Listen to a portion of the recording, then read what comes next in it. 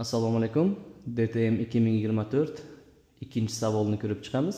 Demak 0, 1, 2, 4 raqamlardan foydalanib eng katta va eng kichik 4 xonali sonlar tuzing va shu sonlarni farqini toping.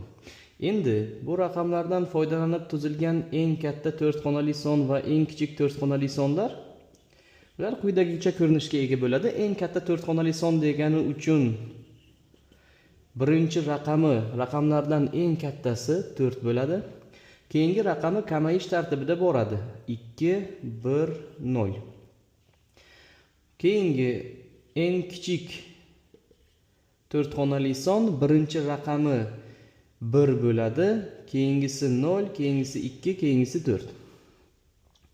Endi bu sonlarning farqi, demak, 10dan 4 ni ayirsam 6, demak 10dan 2 ni ayirsam 8, 1 qoladi.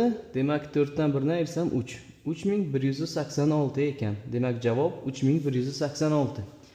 Video foydali bo'lgan bo'lsa, DTM ga tayyorlanayotgan tanishlarga yuborib qo'ying, videoga like bosing.